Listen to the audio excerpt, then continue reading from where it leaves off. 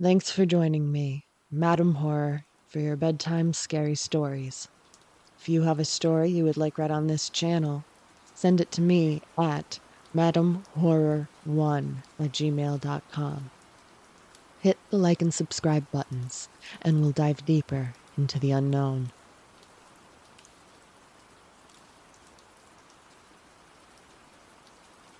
I grew up in a field surrounded by maple groves in Pennsylvania.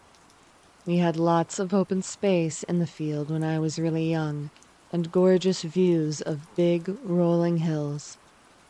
Behind our house was a maple grove, and my grandmother lived just on the other side. I used to love playing in the maple grove, usually by myself, pretending I was a witch that lived in nature. When I was in 4th grade, probably around 9 years old, my parents went away for the weekend with my sister. I can't remember for the life of me what for, but a special event. I stayed at my grandmother's house on the other side of the maple grove. When I slept over at my grandmother's house, I slept in my mother's childhood room. It was on the far wing of the ranch with 2 other bedrooms and a bath. My grandparents slept in a master suite on the other end of the house. Not to say this was a fancy house, rather a long ranch-style home. Even when I was that young, my grandparents still went to sleep before me. My grandfather was the type to command my grandmother to bed every night. "June, it's time for bed." And up she'd get and follow him down the hall. I liked to stay up late, way too late, watching Nick at Night, shows like Cheers. When I finally went down the opposite hall to my mom's old room to go to sleep, the air always felt heavy. I had asthma when I was a kid, and sometimes small things would set it off. Sometimes they wouldn't. Well, my grandmother had hung eucalyptus above the bed, and that triggered an attack. I had just lied down, so I knew I wasn't sleeping. I reached over to the bedside table to grab my inhaler. It was dark, and I was wheezing, and I couldn't find it. Just as I was about to sit myself up, my lungs clenching, when I paused to catch my breath, hand still outstretched off the side of the bed. In that moment of stillness, I felt my inhaler being placed into my open palm. I shot up, struggling to turn on the finicky old gas lamp that had been refurbished for electricity. The light turned on, and as I puffed on my inhaler, I scanned the room. No one was there. That Sunday, my parents and sister came back, and we went home. I was happy to be back in my bed that night. Again, I had just laid my head down, and I knew I was awake because I could hear my dad watching TV on high volume through my open door. Just as I settled, I felt the weight of my mattress shift. We all know the sensation. Someone sits down at the foot of your bed to talk or check in on you. The mattress shifts beneath their weight. I felt that, but I didn't hear anyone walk through my open bedroom door. I turned slowly and saw the figure of a woman on the side of the bed. She was translucent. It almost appeared like she was made of solid dust particles. Her back was to me, and as she turned her head, I noticed she had the prominent nose similar to my grandfather's. She smiled, then turned away again. The bun at the back of her head began to spin, then expand, consuming her figure altogether. Then she was gone. Needless to say, I didn't sleep that night. The next morning, I told my mother everything that happened, the inhaler being placed into my hand in her childhood bedroom, and the woman at the end of my bed. Her reaction was shock. "That's not funny," she scolded me. I couldn't understand what she meant. Come to find out, in her childhood, she was visited constantly by a spirit that perfectly matched the description. The ghost would slam her bedroom door when her parents fought, and when she fully materialized, she would disappear by her bun spinning. consuming her and fading away. When my mom realized I didn't know the story of her childhood ghost, she apologized. Many years later, she said to me, I had just hoped that she didn't follow you home permanently.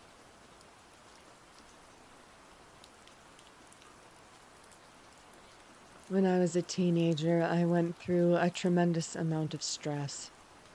My parents were getting divorced, and I was forced to live most of the time with my dad, while my mom temporarily lived with my grandparents and got reestablished. My dad's house felt empty all the time, even when he was there, even when he was yelling or sometimes crying. My parents had me really young, I think at 15. I think when he hit 30, had some sort of almost midlife crisis, hence partying like a teenager, then working labor all day.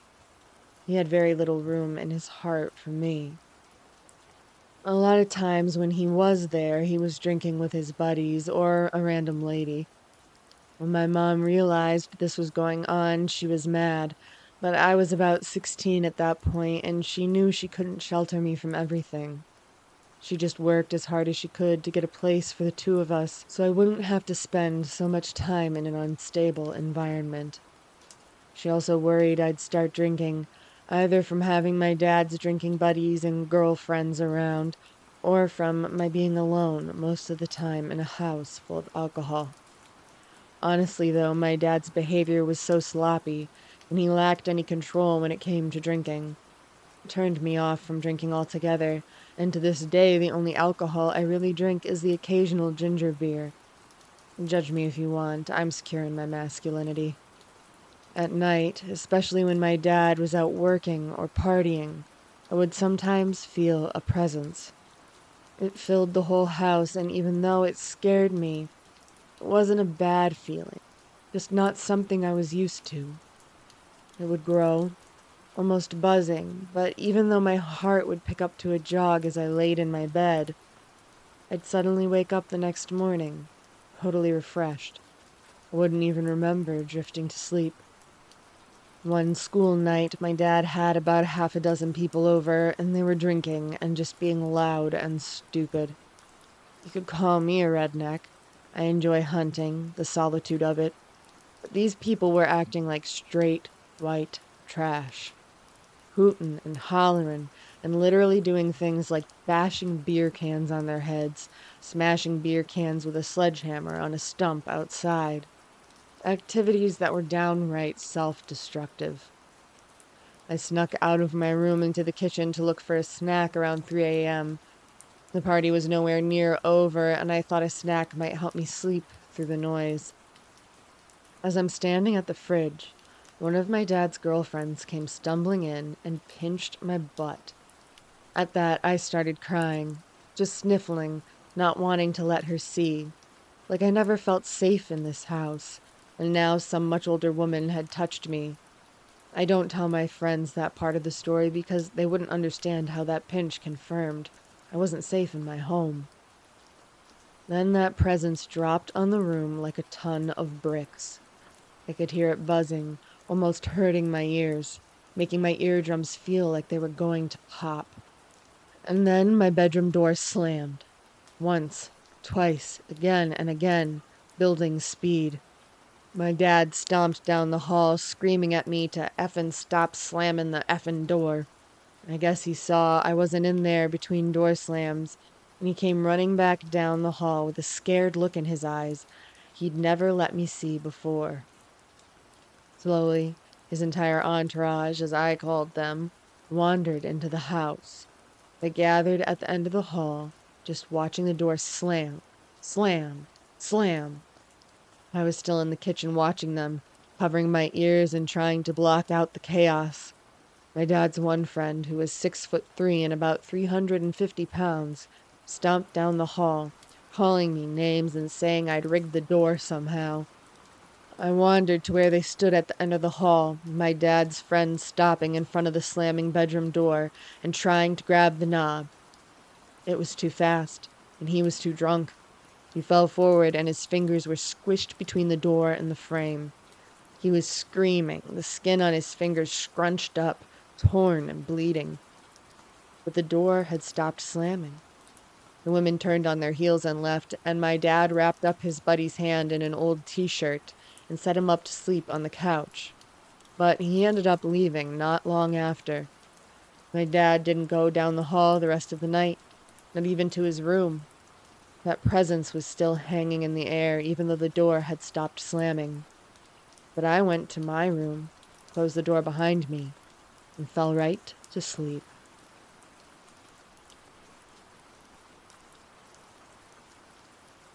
I was 8 years old when we first moved into the house on the edge of the forest. It was cheap. My dad liked the seclusion.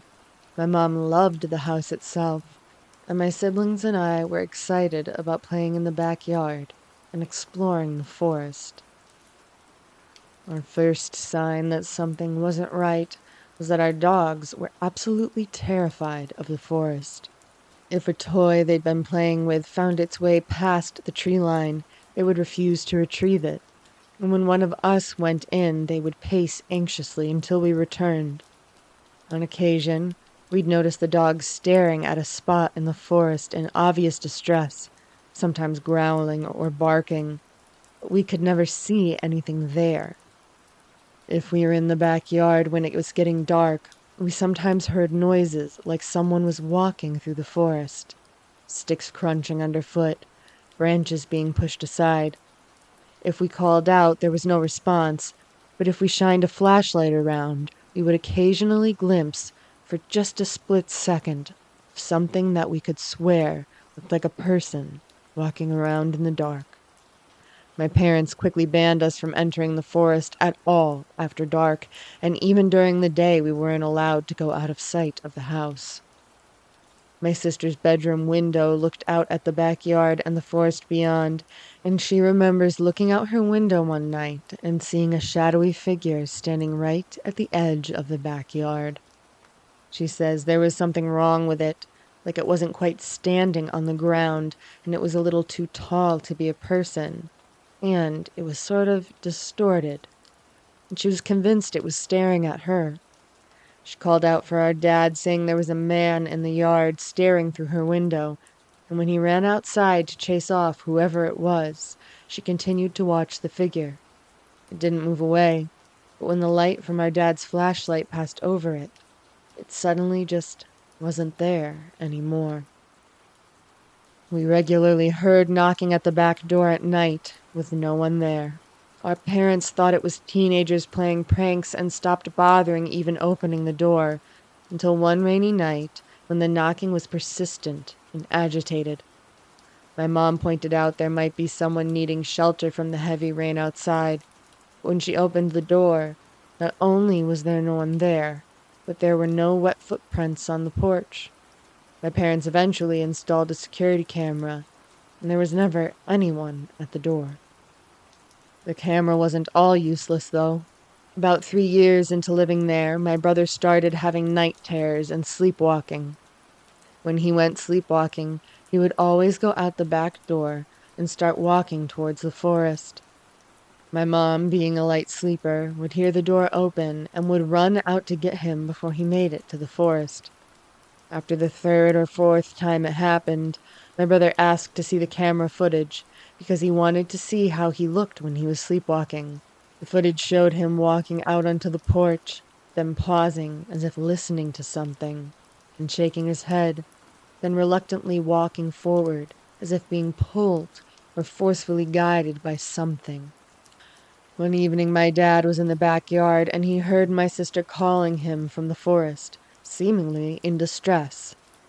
Thinking she'd gone exploring in the forest and fallen over or hurt herself, he ran in and started calling to her, but quickly realized it was too dark to see her, and he couldn't pinpoint where her voice was coming from.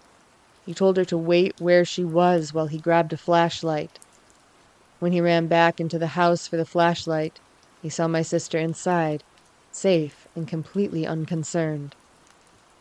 At the time, my dad hadn't told us about hearing my sister's voice in the forest, so when I heard my mom's voice coming from the forest months later, while I was outside with the dogs one evening, I didn't question it. despite the fact I'd seen my mom inside recently and hadn't noticed her walk past me. My mom was calling to me, saying she'd gotten her sweater caught in some branches and needed me to come in and help her. As I walked in, the dog started barking, alerting my dad, who saw me through the window wandering into the forest. He came outside and called to me, and I said I was just helping Mom. He yelled back that Mom was inside and I needed to run back to the house as fast as I could, which I did. After this, my parents had a fence built around the backyard and started looking for a new place. In the time between the fence being built and us moving out, it got way worse. We'd hear knocking at the door more regularly, as well as tapping on the windows, as if someone was walking the perimeter of the house and trying every window. We would often hear scratching and scraping sounds on the fence and voices beyond it. My brother's night terrors got more frequent, and one night, my mom didn't hear the door open when he went sleepwalking. He woke up standing at the fence, staring into the forest, with the dogs barking at him. The last morning we spent there, less than 4 years after we moved in, we woke up to find the back door fully open, and the security camera footage showed it slowly swing open on its own.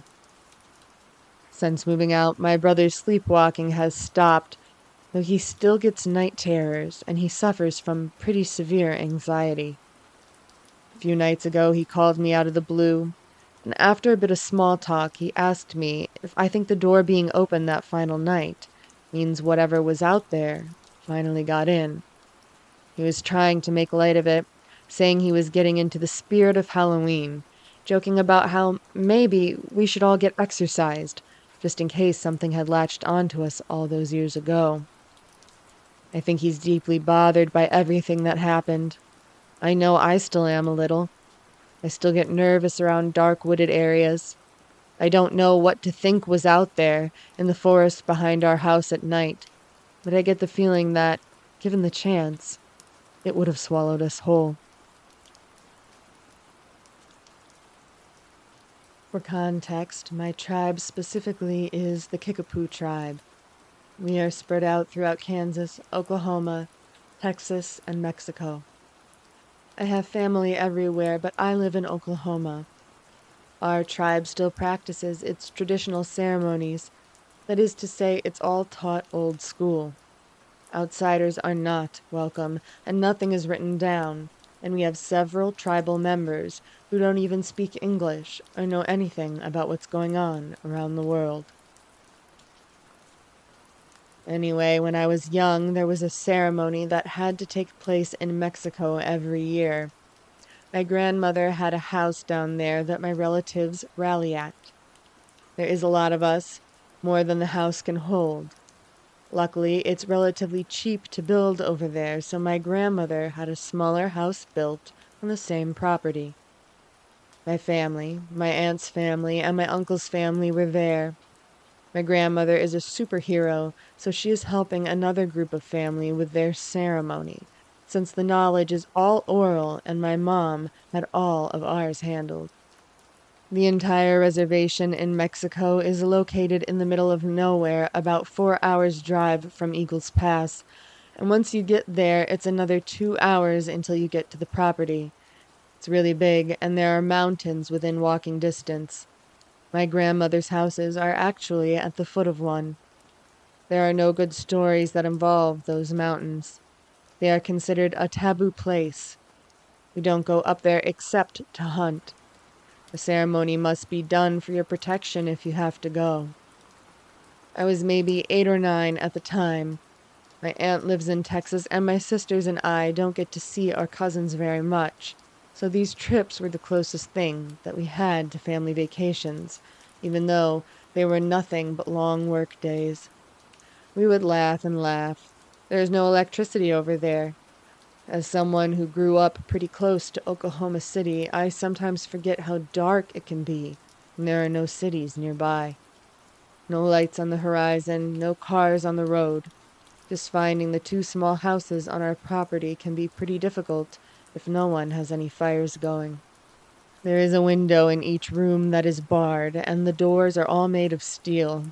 It's not pretty, but it's necessary since no one lives in these houses most of the year. The new house is different. The windows are still barred, but they can open. The old house windows are just solid glass. My sisters and I were playing with my cousin E and M in the new house. M is my age and E is 2 years younger. It was well after sundown, and the headlights on my uncle's truck was the only light. It was getting late, and I say we, but really just the parents, had a long day of work the next day, so everyone started moving for lights out. My family was in the old house, so my sisters and I headed to our room. It happened that night. I woke up to screams. So did everyone else. You would think I would have been panicked, but no. I was a kid who just got woken up by what was clearly E screaming at the new house. I wanted to yell at him to shut up. I wasn't scared until my dad, very strong and quiet, walked into our room and told us to stay. We don't disobey my dad, so we did. We went to the window and tried to watch. My dad was talking to my aunt, and my uncle, along with some of my much older cousins, were walking up and down the fence on our property with flashlights. It was too dark to see anything else. After an hour or so, we started getting tired, so we went back to sleep. The adults were awake until sunrise. I tracked E and M down and tried to find out what happened. E wouldn't talk about it, and M didn't know. He said E saw something through the window. We all got a little creeped out. On the last day, I asked my cousin G. G was one of the cousins who was walking up and down the fence that night, and as a kid, he was something of a hero to me. He told me what happened since my sisters weren't around. Apparently, it had been hot in the new house, so my cousins had opened all the windows. E was sleeping on the floor next to one and was awoken by something touching his face. An old, pale, naked woman was sticking her head through the bars and looking down at him. Her hair was long and gray, and it was what woke him. He said she was smiling. Being even younger than me, he screamed and screamed until everyone came. After that, they just looked around but never found anything. I was creeped out, but was pretty sure E had just had a bad dream. So here I am years later. I haven't gone back to Mexico or Texas in a long time. I am not really involved in the traditional part of my tribe anymore. My sisters have kind of taken over now. I still help out when I can, but I have a pretty busy job. Just out of curiosity, I called my mom to ask about what happened with E way back. I wasn't the only one who had thought E had just had a bad dream. Why did everyone take him so serious? She told me this wasn't the first time the old woman had been seen. And G was wrong.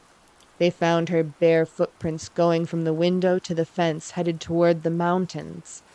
Judging from the footprints, they found she had visited every window on the property, even though it's in the middle of the woods in the pitch black.